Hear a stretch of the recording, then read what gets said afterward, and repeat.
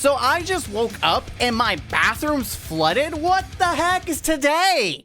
Welcome back to the counselor's office. I'm Mr. Gaming Counselor. Have you guys ever had a day that you just woke up and you're like, you know what? Today's just not the day for me. I'm going to go back to bed. Well, today is that day on this fine Friday morning, afternoon, whichever you're going to watch this.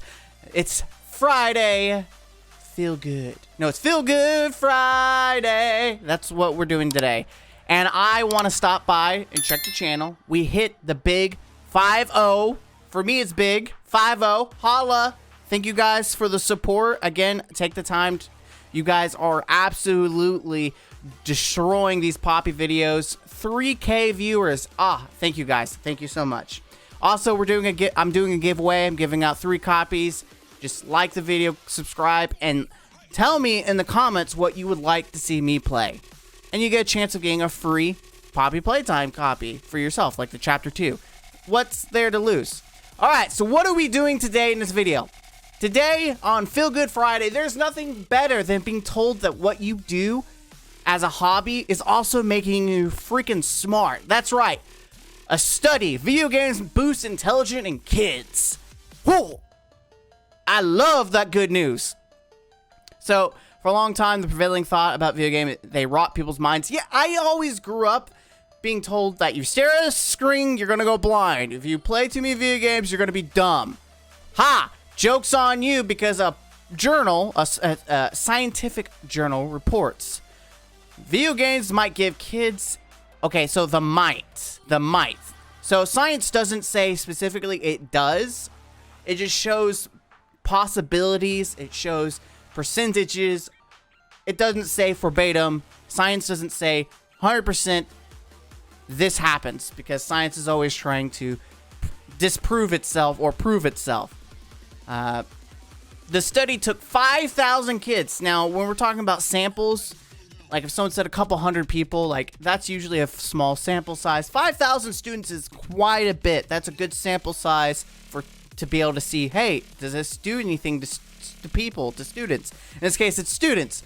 And they found that ones that played more than the average hour of video games each day wound up with higher intelligence scores than the ones who spent less time playing video games. Okay, so there's a couple things immediately that I'm personally curious, because I got my master's degree in psychology. And so when you're talking about the brain and mind, intelligence, it's interesting to me. So 5,000 students is a good sample size. My thought is, what are the controls? What are the things that because you could say like, oh, 5,000 students, the ones that play video games are smarter, but were they also reading books at the same time? What else were they doing that you could say like, oh, that wasn't the reason why they did it?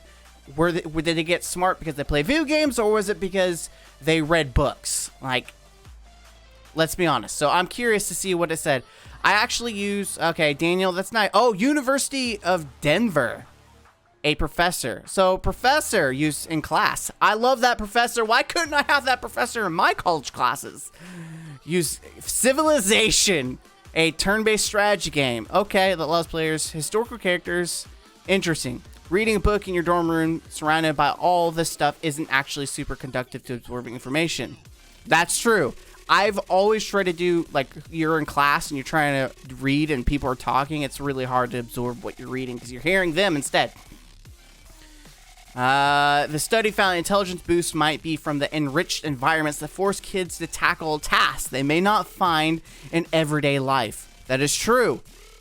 You're not going to build blocks in real life. Like, I'm sorry, I'm not going to dig up patches of dirt and stack them to build a home. Like, I can't go and build my own house. I mean, I can, but it's expensive. Whereas Minecraft, I can build, we could build all kinds of crazy things using our imagination, using our mind.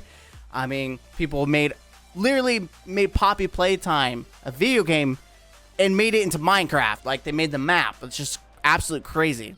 Researchers say the neural pathways involved in accomplishing the game might be involved in other types of real-world decision-making that factor into intelligence. Yeah, I mean, sometimes you have to make some real decisions in video games. Like, oh, it's a do-or-die situation sometimes. Depends on what you're playing. It's really a wonderful gateway for thinking about history or whatever. Because history is the only thing that matters here. It's history. Everything else is whatever. But history. History. Like, you learn about orbital mechanics, and it's not an educational game. It's a game where you shoot a rocket, you know? Minecraft lets you build whatever you want. Those are great things to do. Yeah! Minecraft getting the shout out. Woo woo! Yeah, Minecraft makes you smarter, ladies and gentlemen. You heard it here. Mr. Gaming Counselor says it here. I saw this, and again, there's a few things that are missing before we go 100%. I believe it does. I wholeheartedly believe that some video games, some, not all of them, you're not going to play Grand Theft Auto and become a genius. I'm sorry.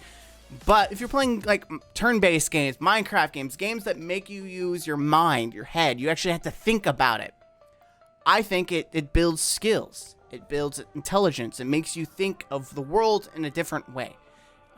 Again, playing Grand Theft Auto is not going to make you a genius, obviously. I mean, it may make you a little... You know what? Let's say that for a different video, shall we? Anyways, the point is, video games have their benefits.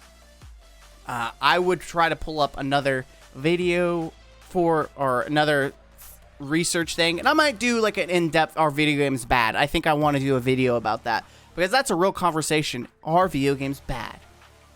Can they be bad? Do they do harm? Because we're talking about good right now. But it's nice to see some recent research coming up. I would like more information about it to verify, because 5,000 is great, but you got to know what were the things that they were testing. What are the things that they accounted for? Were these kids reading books at the same time? What were they doing? Because if they're reading books or watching educational videos and playing video games at the same time, can you say it's the video game or was it the educational video? I don't know. But this is some good feel-good Friday. It's not a long video because, like I said, I had flooding this morning and maintenance has been in my apartment, and so I just want to make sure we do something feel-good for Friday. Short video, sweet to the point. Don't forget, we're having a giveaway. Free Poppy Playtime, 3 copies, 3 different people. Like this video right here. Poppy Playtime, free. You need to go hit the like button, comment down below what you would want me to play, what video games you would like to see.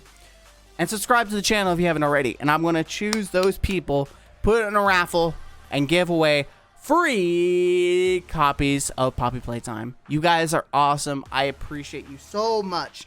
We hit the big 5-0, baby. We hit the big 5-0. I'm looking for 100. I am looking for 100 right now, ladies and gentlemen. I appreciate you.